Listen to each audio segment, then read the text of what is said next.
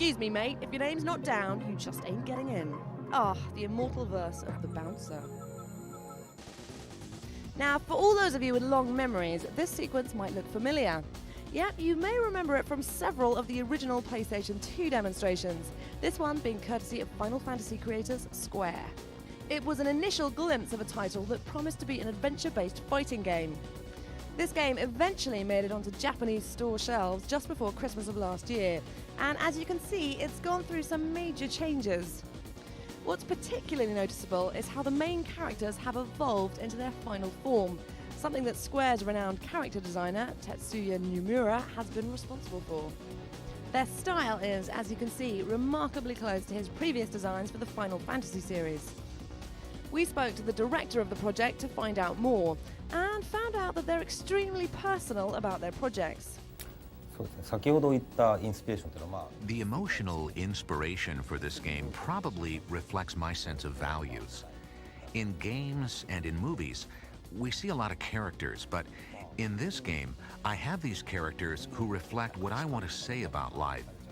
And so that very, very basic emotion or a basic sentiment that I've always got in my heart is thrown out to be expressed in the game. And most players out there tend to demand one very simple thing out of this type of entertainment experience: the emotional involvement of an adrenaline rush. It's that simple. And the key to successfully achieving this, as they say, is in the details. This is an action game. I want the players to feel excited when they're in the fighting scenes. I want them to feel as if they're fighting the enemies. And I want them to feel like they want to beat up the enemies. And that's why I decided to use voiceover this time, together with the improved facial animation. I don't think that I would have used voiceover without facial animation, but these two things together make the game even more realistic and convincing. All of this dedication to reproducing human expression has been the driving force in Square projects over the last few years. A prime example of which being the motion capture expertise learnt since first bringing the Final Fantasy series to the original PlayStation. Back when they first showed the bouncer, they also demonstrated their proficiency in being able to implement the data created to generate pre-rendered sequences into a real-time scene on the PlayStation 2. Within the bouncer, this same talent is employed to great effect, such as this marvellous touch, the stumble of this character during this tense sequence.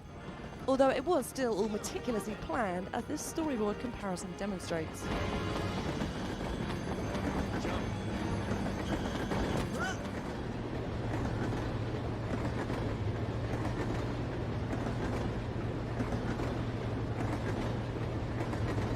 But all of this nail-biting stuff would be for nothing if this, the soundtrack, had been absent.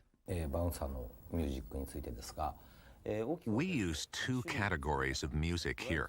One is the regular background music, the music that we use for action scenes. And for that, mainly we use techno music just to accelerate or promote the excitement of the scene.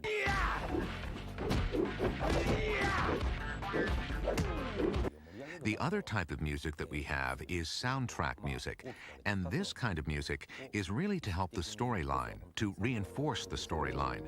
We use orchestration and some other musical elements for that.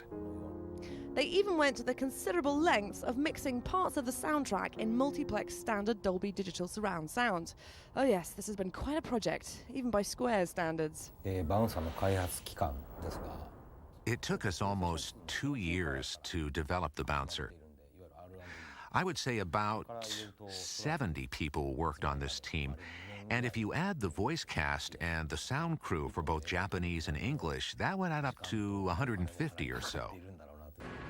With this sort of production investment and film studio-like approach, you might be thinking that Square has ambitions as a digital challenger to some of the major Hollywood players. And with results like these, not forgetting their first cinema movie due out for this summer, you big shots in LA might want to contemplate the future. Your rock and roll lifestyle days could well be numbered.